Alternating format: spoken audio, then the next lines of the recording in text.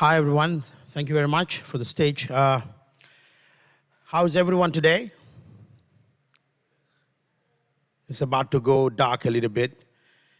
Thank you very much for the stage. My name is Muhammad Noor. I'm a Rohingya myself from neighboring country, Burma, Myanmar, as a Rohingya.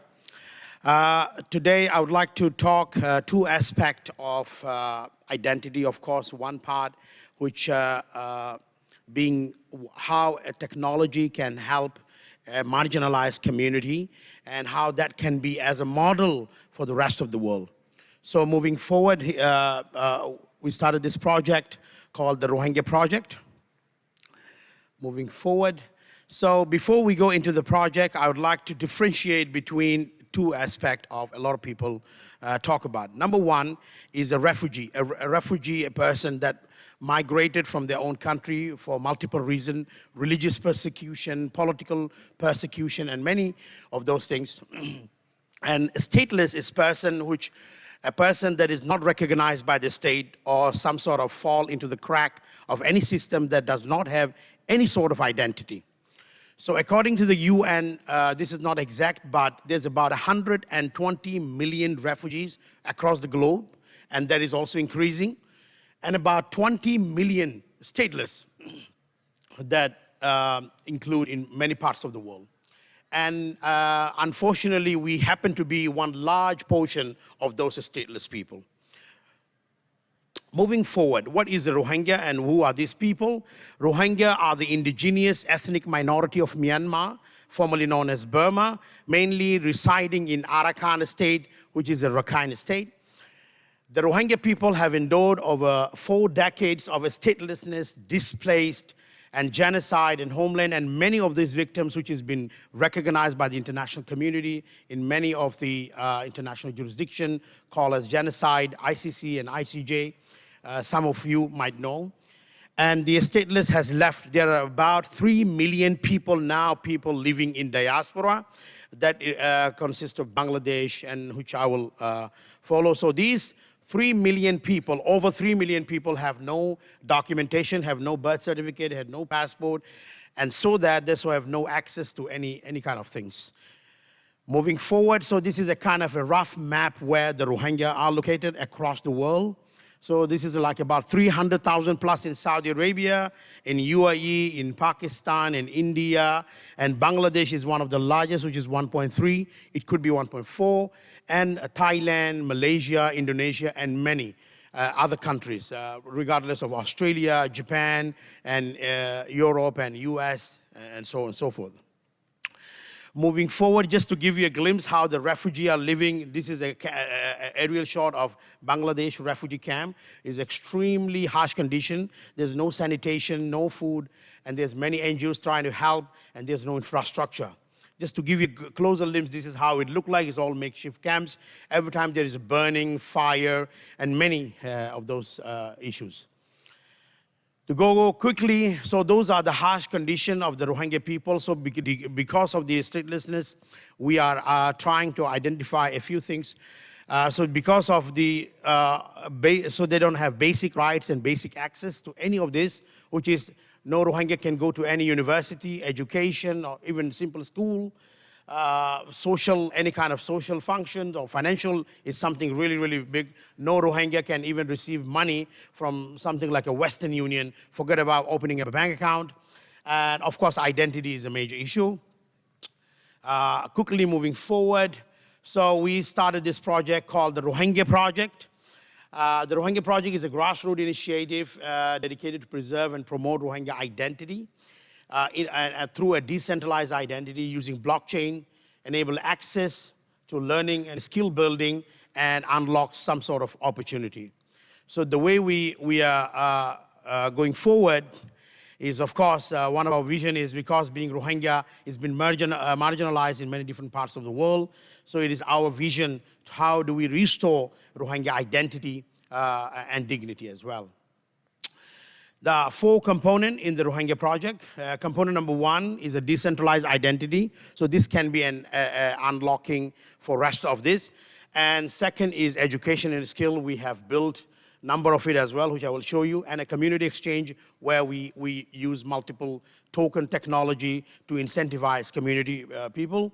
And then we have a heritage archive that actually preserve our identity and heritage and all sorts of things. And moving forward, so this is a quick glimpse of what we do in Heritage Archive, audiovisuals, and community exchange, P2P transaction, aid distribution is another one. In the decentralized identity, we are using something called community-based verification, since we don't have any central institute. And we are one of the largest centralized victim of centralized institute. Moving forward, this is what we are targeting in terms of sustainable development goal. So my time is up, so I'm just quickly gonna show what our roadmaps are. We started in 2018, so we did multiple collaboration. One of them is University of Washington. We did a pilot in 2019, and then we did an educational pilot, historical archive as well, and this year we have launched the Art Academy. So this is what basically we won, and this is where we have finished it. This is what we're going to build now in the future, some sort of infrastructure development and MPV and so on, and looking for community engagement and looking for partnership. That's all for me. Thank you very much. Thank you, Mohammed. I took one extra half a second. We have time for questions, but if you guys don't mind, I want to ask a question myself first. Can you share a little bit more about the community-based verification system? Right. Since we do not have any central authority, and neither we have any kind of a passport or anything that they can rely on, so it's based on, for example, if I say I'm from this particular place in Rakhine State, I'm a Rohingya, and those local villagers will verify me saying that, yes, I know his family, I know him through the language, through the, and stuff like that. So we have a very strong community-based verification that we are pleased to verify. How many people verify you for you to become a part of the? It could be from 2 to 3 people that knows you can be verified. Thanks for sharing that. Any more questions from the audience? We have one, two, okay. Please catch. Nice. Okay. How do you handle the challenge of having mobile devices or internet access for this, or do you have a failover system that doesn't require any kind of mobile device or internet access? Right, right. So since as I have shown you the map, our diaspora is across different parts. So those who live in Thailand and Malaysia, they are fairly in a good infrastructure, have some sort of a good access to the phone. But those who are in Bangladesh camp, they might not have a good access to the phone and internet. So we are trying to build a QR code offline so that they can use with minimum charges. And we have a lot of offline facilities that we're providing so it can be assisted. And we are trying to deal with a very marginalized and sorry to say illiterate community. So we have to do a lot of, a lot of spoon feeding and handling on the ground. Hope that answers your question. Hey, thanks for your presentation. I have a couple questions.